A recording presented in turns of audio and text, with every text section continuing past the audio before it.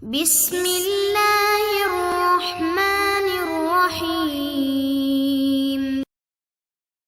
Bismillahirrahmanirrahim. Assalamualaikum warahmatullahi wabarakatuh. Alhamdulillah, salatu wassalamu ala rasulillah wa ala alihi wa sahbihi wa mawala. Asyhadu an la ilaha illallah wahdahu la syarikalah wa asyhadu anna Muhammadan abduhu wa rasuluh. Subhanaka la ilma lana illa ma 'allamtana innaka antal alimul hakim. Allahumma 'allimna ma yanfa'una wa anfa'na bima 'allamtana. Allahumma inna nas'aluka fahman nabiyyin wa hifdzal mursalin wa ilhamal malaikatikal muqarrabin wa ibadati awliyaikal mukhlasin. Allahumma inna nas'aluka ilman nafi'a wa rizqan thayyiban wa amalan mutaqabbala. Jamaah yang dirahmati Allah, kita memulai kembali fikih. Kita buka lembaran awal ya di dalam pembahasan fikih itu tentang thaharah. Kenapa ini dibahas terus itu? Ya sampai sekarang pun belum tuntas. Teori sihiyah di mana posisi thaharah dan kemuliaannya di dalam Islam gitu. Ini PR besar ya. Bahkan sampai kalau ada perbandingan antara apa konsep yang di dalam kitab, dalam syariat, dalam ayat, itu sangat jauh dengan realita yang ditemui di negeri-negeri Islam. Ya, ini ya makanya harus dikaji terus sampai ada ungkapan yang sangat populer dari seorang pembaharu barangkali kalau bisa disebut, atau pemerhati, seorang Syekh Muhammad Abduh ya, ulama Mesir, yang beliau sampai setelah melihat kondisi kaum muslimin secara umum, termasuk dari sisi kebersihan ini di barat, misalnya di Jepang itu, walaupun bukan barat ya, di barat secara umum kebersihannya mereka ya barangkali tidak punya konsep kebersihan, tapi nyatanya udaranya sejuk, alamnya bersih, mereka tertata dengan rapinya, kemudian manusianya tertib, alamnya semuanya bisa dirasakan. Itu kondisi. Sementara negeri-negeri Islam justru kumuh, jorok, orangnya males-males, gak disiplin. Malah ada negeri yang kita tinggalin ini, Indonesia, paling memprihatinkan. Sampai dari sisi kebohongan kriminalnya banyak sekali. Sampai kalau kita lihat TV itu semuanya berita itu nggak pernah berhenti berita. Apa nggak ada kerjaan lain itu wartawan itu yang diberitakan, kalau nggak pembunuhan, pencurian, narkoba, pemerkosaan, perselingkuhan,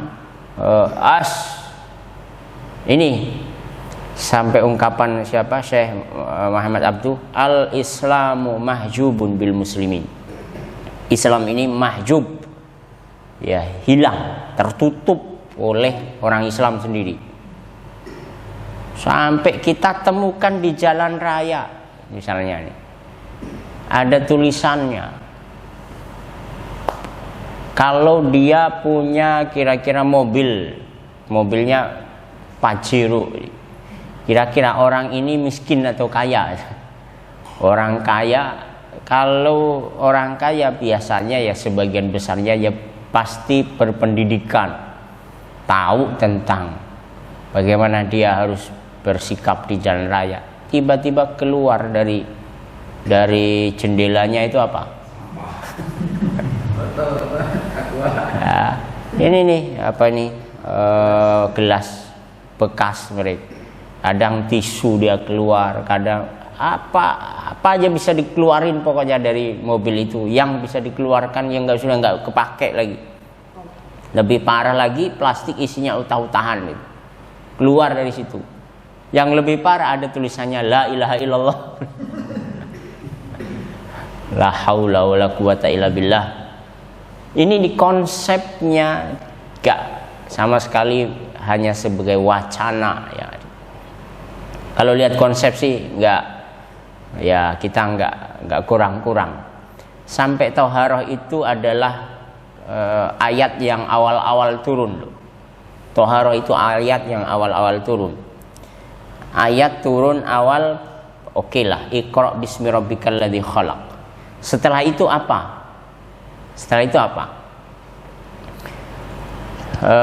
Ya ada banyak versi.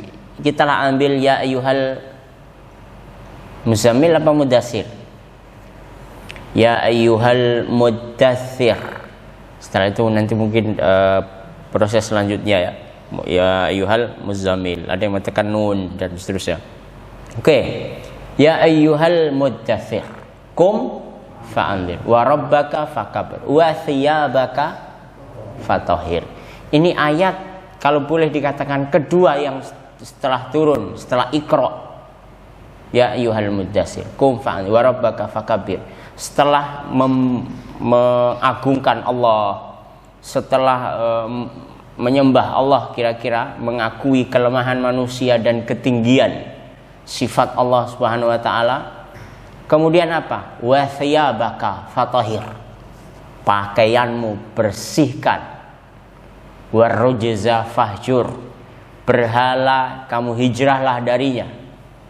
Ini kebersihan apa? Yang pertama kali perintah setelah Rasulullah SAW perintah membawa kenabian, setelah itu adalah toharoh.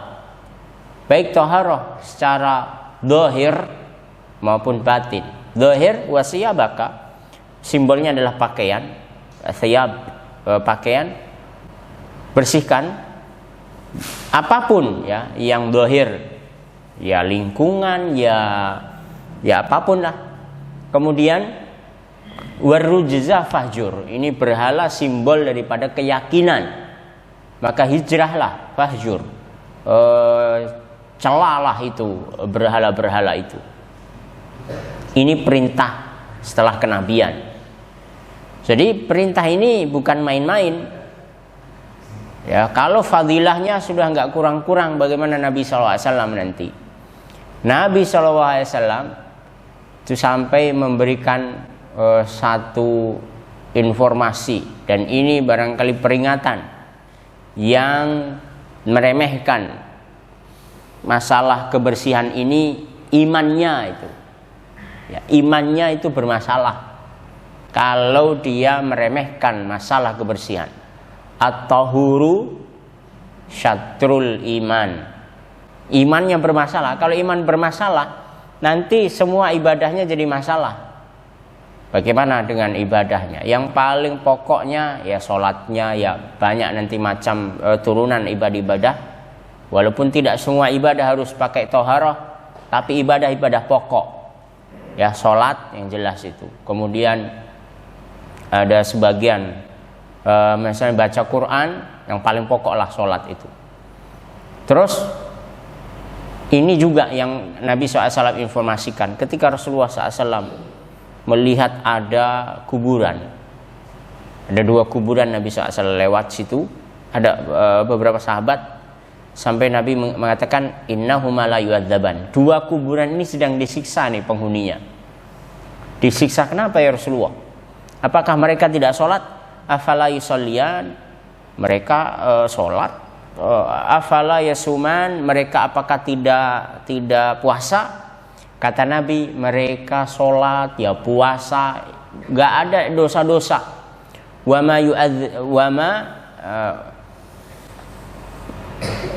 Mereka sholat puasa, mereka tidak disiksa. Wa ma yu'adzabani fi kabir. Mereka disiksa bukan karena sebab meninggalkan sholat, bukan karena sebab bahkan bukan karena dosa besar. Dosanya remeh saja. Walaupun tidak semua dosa nggak bisa dianggap remeh ya. Sekecil apapun kalau dosa ya nggak remeh. Apa yang kata Nabi? Yang pertama, penghuni kubur ini ternyata yadhabu bin namimah. Dia suka namimah itu adu domba. Adu domba itu ada 3 orang, ada 2 orang ya. Diinformasikan yang satu A, dia bilang A, ngomongnya apa, bilang B, nanti ngomong lain lagi. Ini kayaknya dibentur-benturkan. Nah, ini apa namanya? Namimah. Kamu katanya si A itu bilangnya begini. Kemudian bilang ke yang B, kamu kata si B begini. Ini kan itu dosa sebenarnya lebih ringan daripada fitnah. Kalau fitnah lebih gede lagi. Kalau fitnah apa? Ya kita tahulah. Ini penyebab siksa yang pertama. Kemudian nanti yang kedua tadi penghuni kuburnya, yang satu ini la yastabri mim baulihi, karena dia tidak yastabri, istibro, berlepas dari kencingnya. Ada 2 pemahaman. Berlepas dari kencingnya ini maksudnya apa? Dia kencing, satu mungkin dia sudah bersuci tapi masih tidak bersih. Biasanya ada ya sudah bersuci tapi masih ya rasa-rasanya ada yang masih gelinding gitu. Nah, itu la yastabri. Atau dia memang nggak bersuci sama sekali, itu lebih parah lagi. Ini pemahaman yang pertama. Yang kedua, la yastabri min baulihi, dia tidak berlepas dari apa? Dari pandangan orang. Ya biasanya apa? Kencing di mana? Di ban mobil. Ya, kayak kucing itu. Kucing itu hobi bener itu. Ya terus di mana lagi? Pokoknya di tembok, ya, di bawah pohon. Yang itu semua terbuka, dan itu biasanya di mana? Itu di terminal. Nah, terminal itu kok aromanya kok ini hati-hati ketika Rasulullah SAW sampaikan ini berarti nubuwah yang kita harus percaya bahwa sekalipun itu barangkali mungkin tidak terlihat, mungkin terlihat bersih, tapi itu diinformasikan oleh Nabi SAW merupakan salah satu penyebab siksa kubur ya, siksa alam barzah. Dan kalau orang selalu bersuci tentu keistimewaannya terbalik dengan orang yang tidak atau meremehkan bersuci. Dan ini pernah ya Rasulullah SAW sampaikan bagaimana seorang sahabat ya gara-gara dia menjaga kesuciannya, ya dia selalu bersuci baik hadas maupun najis ya, apalagi najis ya. Sedangkan dia ketika dia sudah berhadas, buang angin, dia langsung mengambil air wudhu lagi. Dia menjaga wudhu itu ya, al-dawam alat tohur. Ternyata Rasulullah SAW mendengar ketika peristiwa Isra Mi'raj itu sandal sahabat sudah ada di surga. Siapa ini sahabat? Ya, Bilal bin Rabah ketika Rasulullah pulang ke bumi, terus disampaikan, ya Bilal, inni sami'tu tuffana 'alaika fil jannah. Aku mendengar suara apa namanya, ngesrek apa, kalau orang jalan tuh nyeret sandal itu biasanya srek srek gitu. Ini sudah dipastikan ini suara sandalnya Bilal, dan Nabi sampai paham betul suara sandalnya. Ini sandal siapa ini? Ini pasti sandal jelek, ini sandalnya Bilal. Kalau sandalnya bagus, ini sandalnya Mus'ab barangkali bin Umair atau sahabat-sahabat kaya yang lain. Nah, inilah ya keistimewaan thaharah. Dan bukan hanya itu, saking tingginya ya kedudukan thaharah ini, perintah thaharah itu nggak main-main ya. Sejak ya ketika orang bersyahadat langsung suruh mandi. Orang bersyahadat itu langsung suruh mandi. Itu diantara adabnya. Bahkan belum syahadat, ketika ya sahabat-sahabat lain lah, sahabat-sahabat, katakan Umar dulu. Umar suruh mandi gara-gara pengen megang mushaf. Dia oke, syahadat, mandi dulu. Islam mandi itu. Sampai ada namanya siapa? Siapa namanya? Saya lupa. Utsal sih, bin Utsal. Saya lupa ya, nanti siapa namanya, Ibnu Utsal itu dia ditangkap dia memang orang Mekah ke Madinah untuk membunuh Nabi. Begitu sampai oleh Umar ditangkap. Ini ngapain kamu ke Madinah sini? Kamu mau bunuh Nabi? Bukan, saya mau ya main-main aja. Nggak bisa. Akhirnya ditali itu di masjid, di tiang masjid. Ya namanya masjid kan 5 waktu itu pasti terisi tuh. Kadang ya ada pengajian begini kan Nabi SAW. Sampai setiap hari Nabi tanya, wahai Ibnu Utsal, bagaimana kabarmu? Nah, setiap hari kasih makan, tiba-tiba langsung 3 hari dilepasin aja orang ini, dilepasin. Akhirnya dan dia ya dengan interaksi, walaupun ditali di masjid, tapi interaksi dengan kaum muslimin, akhirnya dia masuk Islam. Dia mandi di kebun, langsung datang lagi kepada Nabi SAW. Asyhadu an la ilaha illallah wa asyhadu anna Muhammadan Rasulullah. Dan perintah ini adalah perintah beriringan dengan keislaman seseorang. Kenapa orang masuk Islam terus suruh mandi? Paling tidak satu, orang kafir itu pasti junub. Itu orang kafir itu pasti junub. Mandi gak mereka? Sah gak mandinya? Kalau mereka mandi, ya mandi. Walaupun ini bukan syarat keislamannya, tapi setidaknya itu beriringan antara keislaman dengan kebersihan. Dan bukan hanya masalah junub, nanti masalah yang lain. Dia kena najis anjingnya dengan najis babinya. Ini semuanya perintah-perintah di dalam Islam. Kemudian disuruh wudu, ya ayyuhalladzina amanu idza kuntum ilas shalat.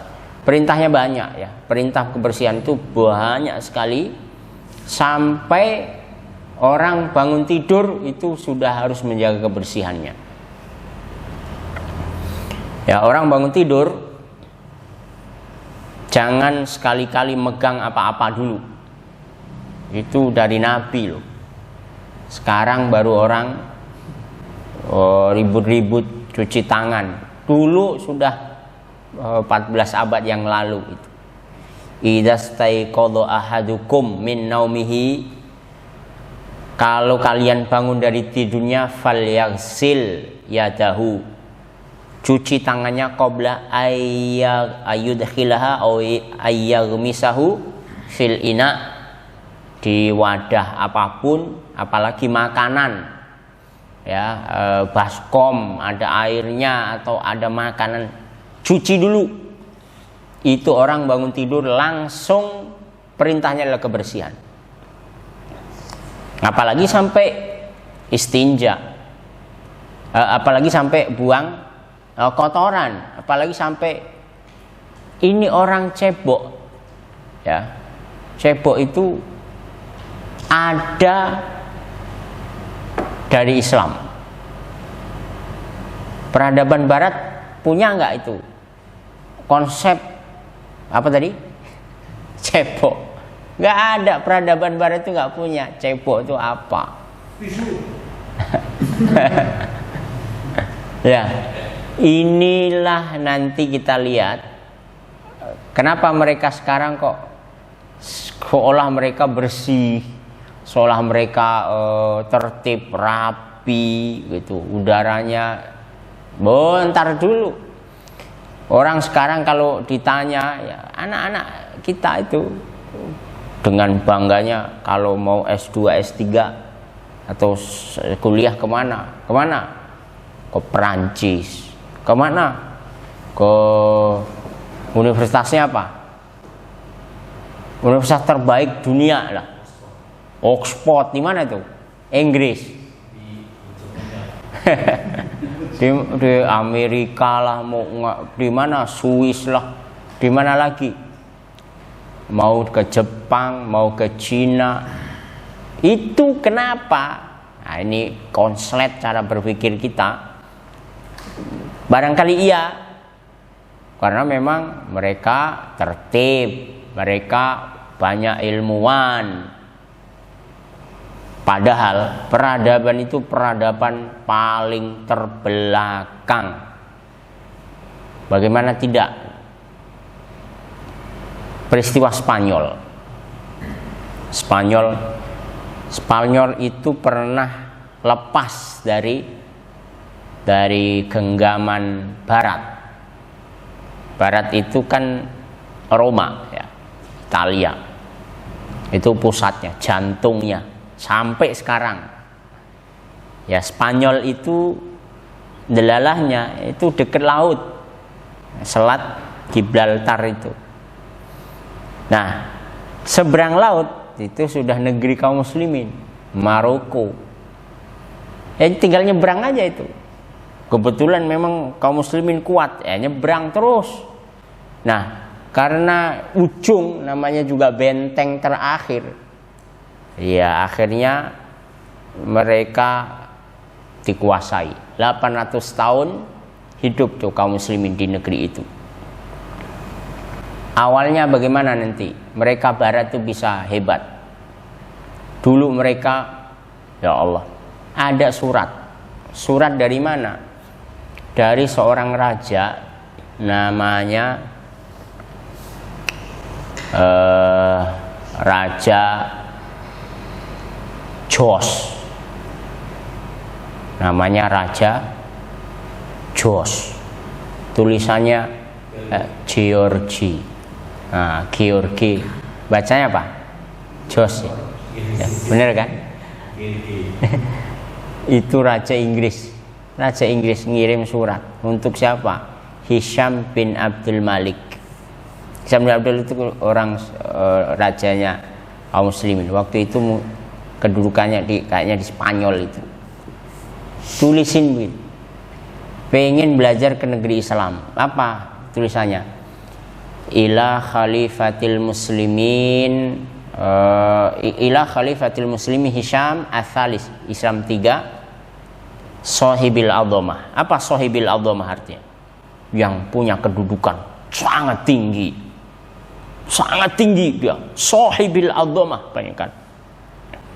Terus suratnya panjang, intinya mau ngirim anak-anak Eropa belajar ke negeri Islam. Terus ditandatangani. Sebelum ditandatangani itu kan ada keterangannya dari siapa gitu kan? Min min dari, khadimikum. Apa khadimikum artinya? Khadim artinya jongos. Khadimikum sudah jongos, al-muti' yang taat. Ada suratnya masih, tanda tangi Jos Malik Injil Tiro, Raja Inggris. Itu negeri Eropa. Sudah dibalas, silahkan kirimlah. Semua biaya akan ditanggung oleh Baitul Mal kaum muslimin. Orang kafir belajar negeri Islam gratis. Sekarang kita belajar negeri sendiri, itu dicekik kita oleh negeri sendiri. Ini dulu. Nah, setelah itu mereka udah pinter tuh, pulang kampung, balik lagi bawa pedang. Guru-guru mereka dibantai, diusir dari Spanyol, langsung balik ke Maroko. Nah, siapa itu yang paling bertanggung jawab? Duas Joli. Siapa namanya? Ferdinand dan Isabella. Itu udah pinter itu. Udah pinter dari belajar tadi. Mereka belajar Spanyol, belajar Cordoba ya, belajar ke Irak, ke mana? Mesir. Udah pinter, dibantai itu kaum muslimin di Spanyol. Sampai sekarang Spanyol menjadi negeri ya paling indah sepak bolanya, kayak main game. Kenapa? Dua peradaban pernah hidup di situ.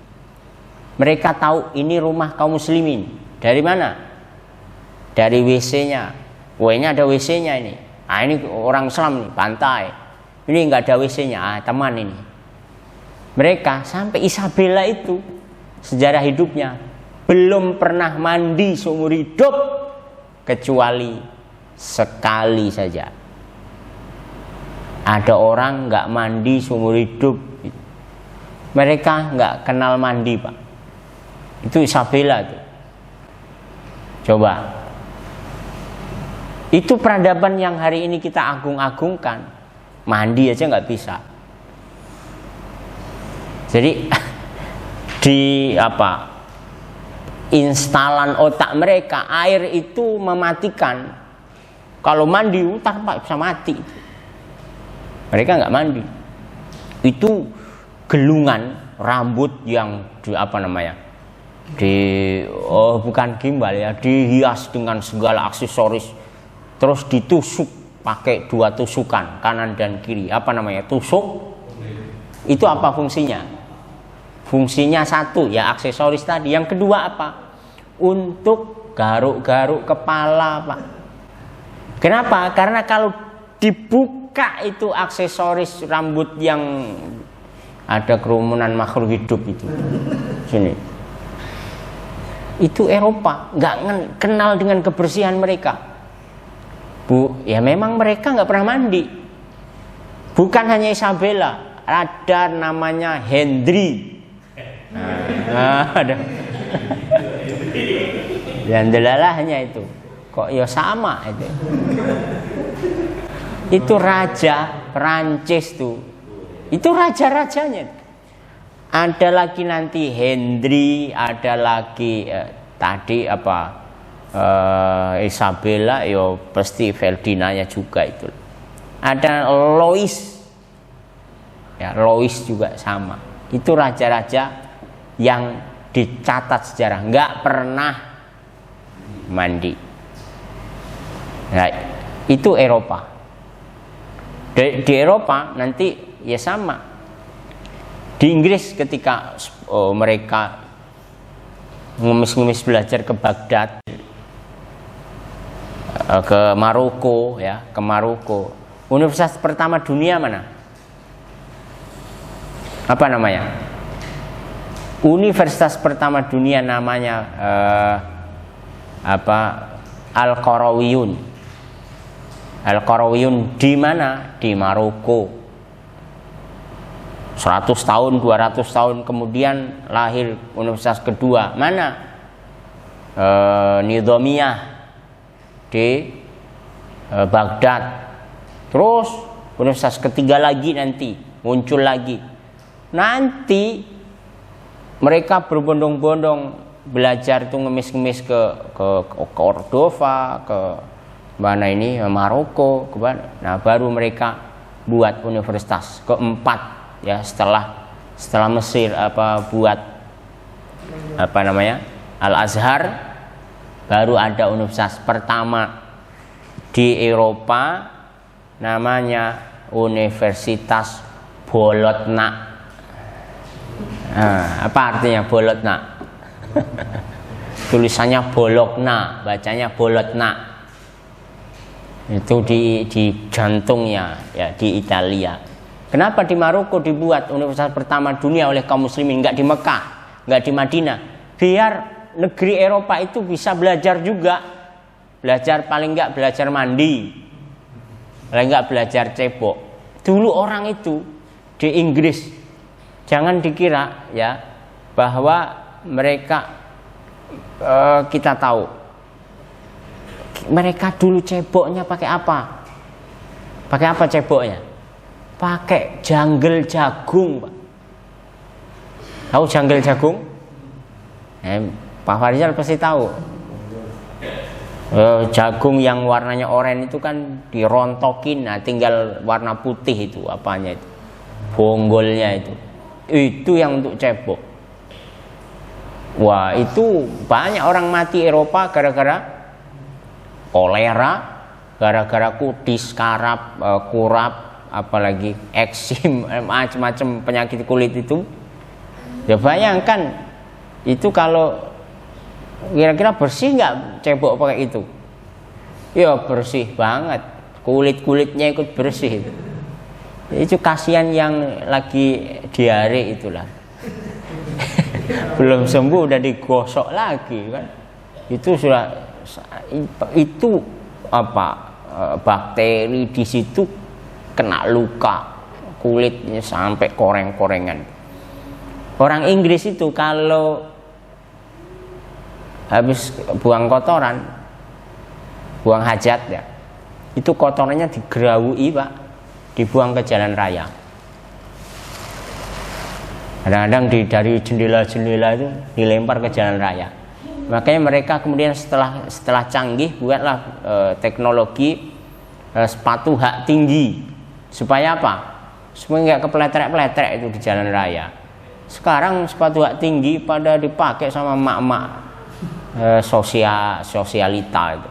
Coba ya dilihat dulu kenapa ada sepatu hak tinggi itu. Itu Eropa, Inggris yang sekarang juara, hampir juara ya, itu lawan mboknya Italia itu memang dua jagoan lah dari dulu itu. Tapi coba lihat kehidupan mereka, jorok itu barat. Oke, habis itu mereka agak mikir, kok kita ini banyak yang ini ya mati gara-gara bonggol jagung. Terus dicari cara yang lebih soft. Ganti, jangan bonggol jagung. Apa sih tadi? Bukan. Leher angsa. Leher angsa itulah yang jadi sasaran. Jadi kasihan betul angsa zaman itu. Ya. Jadi mereka itu tersiksa, udah dikejar-kejar, udah dipaksa-paksa. Mendingan kalau dipaksa makan, dipaksa suruh bersihkan kotoran. Jadi leher angsa itulah. Nah sekarang baru ada tisu, itu kan baru-baru ini. Setelah mereka punya mesin, terus revolusi industri terus sampai sini. Itu barat. Sampai sekarang masih mereka nggak suka mandi kan? Ya nggak? Sampai sekarang ya mendingan lah sekarang itu.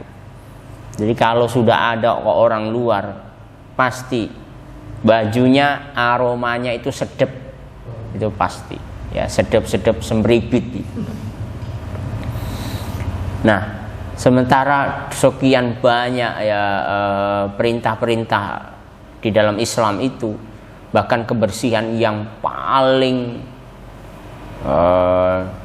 setiap harus sholat tuh, jangankan wudhu itu wajib itu, sampai siwak mereka mana kenal apa itu sikat gigi, wong mandi aja nggak bisa.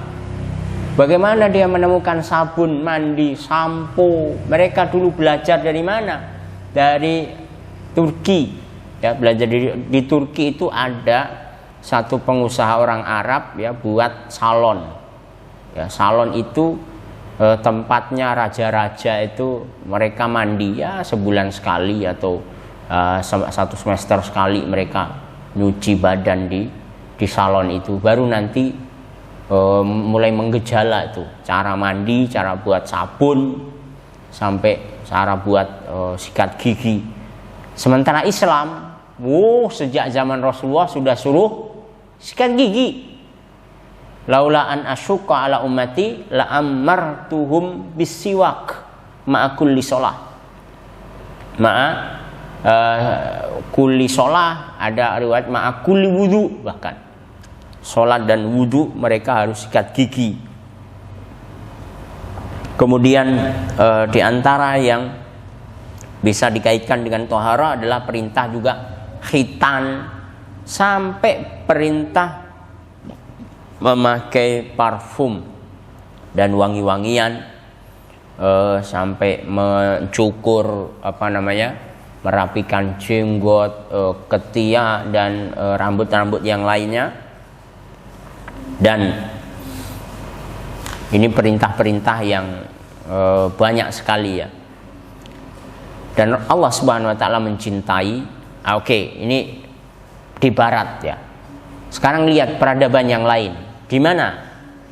Di timur. Kalau di barat itu diwakili oleh Romawi, kalau di timur itu diwakili oleh Persia. Ya mirip-mirip dengan Bahai lah kira-kira. Bahaiyah itu. Ini apa? Persia. Bagaimana peradaban Persia? Ada Persia, ada kita wakili dengan peradaban yang besar sampai hari ini adalah peradaban India. Kita pernah kenal sungai yang suci di sana. Sungai apa? Coba, kehidupan sungai Gangga, sungai yang paling suci, ternyata itu sungai yang terkotor dunia. Ya, sungai terkotor dunia. Kenapa? Ya gara-gara konsep sungai suci itulah yang membuat sungai itu jadi kotor. Kalau dalam Islam ada nggak sungai suci? Gak ada. Sungai suci. Nah, kalau sungai suci itu, waduh, kacau itu nanti. Akhirnya apa? Orang semua dari seluruh penjuru dunia mau mandi situ. Karena apa? Pengen suci. Ya, kalau orang satu dunia mandi di situ, apa yang terjadi? Akhirnya apa? Pengen suci. Kenapa? Ya, termasuk bukan hanya orang hidup yang dimandikan di situ, orang mati mandi di situ juga dibawa, bahkan dialirkan di sungai. Kenapa? Karena itu suci, tembus sono hulunya ke surga itu, atau hilirnya yang ke surga, dialirkan situ mayit sampai tembus ke surga itu nanti. Dan itu orang biasa mandi, setelah itu ada lewat apa? Kepala, mana ususnya sudah terburai, dikerubungin lalat sama belatung ngerumun di situ. Oh, ini mayit siapa? Fulan, baru mati berapa? Oh, sebulan yang lalu. Yang itu lagi siapa? Itu berderet-deret tuh mayit situ. Kotornya minta ampun, sampai orang buang hajat semua, nyuci situ. India sampai sekarang, India itu sampai pusing presidennya Ya, di India itu Pak, itu nggak bisa orangnya disuruh buang hajat di WC, itu nggak bisa. Sampai dibuatin WC umum itu. WC umum itu tidak bayar, gratis, dan itu delalanya ya tetap nggak laku. WC umum tuh nggak dipakai di sana. Jadi kalau kita kan bayar berapa? 2.000 ya. Naik berapa? Udah 3.000 sekarang. Nah. Ya. Ini berapa? Dan malah ada anekdot ya, sudah masuk lagi sekali lagi biar nggak ada kembalian itu. Di sana gratis. Dan itu menghabiskan anggaran negara nggak kecil, dan nggak laku juga. Akhirnya dibuatlah siapa yang mau, buat itu peraturan presiden, siapa yang mau buang air, buang hajatnya di WC dibayar Pak. Kurang apa? Jadi mereka itu sudah terpaksa banget lah. Kalau udah nggak punya duit kali, baru dia mau masuk situ. Baru sekarang mulai. Dan itu kan untuk gaji orang buang hajat itu kan nggak kecil. Ya mungkin ya hanya 10-20 ribu. Tapi orang hajat apalagi diare bisa kaya itu. Kalau mereka favoritnya di mana buang hajatnya? Di rel kereta. Kalau pagi itu pada berbaris tuh, pagi tuh mulai matahari terbit tuh pada baris tuh, rupanya tongkrong sudah pada kelihatan bahwa pakai sarung, pakai macam-macam. Itu peradaban India tuh. Sampai hari ini. Larilah ke mana? Cina. Gara-gara Cina inilah hari ini kita ini direpotkan. Apa? Makan sop kelelawar, makan tikus bakar, makan kodok hidup-hidup, makan itu makanan mereka. Ya apa enggak? Ya Allah, ya bagaimana enggak? Corona sampai nyebar kemana-mana. Itu, dan Jepang yang sekarang ini menjadi negara bersih. Ada satu universitas swasta terbaik di Jepang. Itu terkenalnya universitas itu universitas paling jorok di Jepang. Ya kalau dibandingkan dengan Universitas Indonesia ya masih jauh lah kebersihannya ya. Tapi ya terkenal jorok se-Jepang. Nanti cari aja universitas swasta apa, bisa di searching. Kenapa alasannya kok bisa jorok banget di situ? Ternyata di antara sebabnya mayoritas mahasiswanya asal Cina. Itu kebalikan sama Barat. Kalau Barat nggak bisa kena air, kalau Cina harus pakai air. Jadi kalau sudah itu nyiprat kemana-mana itu sudah. Nah, kita belum pernah bisa dikatakan selesai kalau negeri Islam masih belum lebih bersih daripada negeri katanya Singapura yang mereka sampai kantong-kantong mereka itu akan ada sampahnya sebelum mereka menemukan kotak sampah. Dan lucunya lagi negeri ini sampah disuruh buang sampah pada tempatnya. Begitu dibuang sampah pada tempatnya, boleh dipisahkan pula ini apa? Sampah apa ya? Organik, non organik. Diambil sama tugasnya, disatuin lagi. Jadi itu gimana coba? Jadi sudah ada organik, non organik. Begitu diambil dua-dua, dimasukkan ke truk. Itu apa pendidikan? Ya, buang sampah pada tempatnya.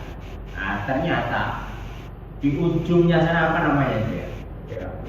TPA-nya nggak ada tempat. Nah, ini PR besar memang sampah ini, pembersihan ini masih PR besar kaum muslimin. Bagaimana pengelolaannya, bagaimana penjagaannya, bagaimana pemanfaatannya, apalagi sampah-sampah mobil, sampah-sampahnya nggak bisa. Itu sampai ada anekdot Indonesia ini jadi sampah, pembuangan sampah dunia. Asal mana? Buang Indonesia. Nah, dioleh-oleh sedikit mobil-mobil itu jadi sampah ya, PR itu. Nah, di antara fadilah atau kedudukan bersuci nanti ketika Allah Subhanahu wa taala menegaskan bahwa Allah mencintai orang-orang yang selalu dalam keadaan suci. Innallaha yuhibbut tawwabin wa yuhibbul mutatahhirin.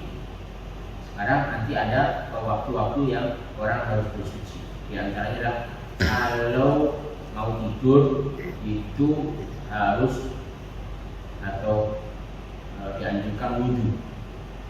Pertanyaannya, emang kalau wudhu biar apa? Biar apa? Orang tidur mau tidur terus wudhu dia. Itu biar apa sih? Biar bersih. Mau wudhu kan nggak ada kaitannya dengan kebersihan. Ya kan itu kaitannya dengan hadas ya. Apa yang bedanya bersih sama bersih itu kan kaitannya dengan najis atau tidak kotoran. Tapi kalau hadas kan nggak ada hubungan. Mau kotor, tapi kalau nggak punya hadas ya dianggap sebagai itu ya kesucian. Nah, ini orang wudhu mau tidur biar suci, biar bersih dari hadas. Memang kalau sudah tidur dia nggak berhadas, kan tidur batal wudhu nggak? Terus kenapa wudhu nih? Kan pas begitu dia tidur batal wudhunya. Nah, masalahnya begini, bahwa Allah suka dalam keadaan apapun wong tidur saja yang pasti akan batal wudhunya, dia harus wudhu, apalagi melek kira-kira. Yo melek itu yo bisa orang wudhu, jagalah kesucian itu sehingga dengan begitu innallaha yuhibbut tawwabin wa yuhibbul mutatahhirin. Besok ya, ini sebagai pengantar barangkali untuk menuju nanti pembahasan toharoh. Yang toharoh ini agak panjang ya pembahasannya, panjang. Ya kita pelan-pelan, mudah-mudahan sampai. Nanti toharoh saya itu sholat terus panjang lagi. Barangkali demikian. Aku lupa lihat. Assalamualaikum warahmatullahi wabarakatuh. Waalaikumsalam.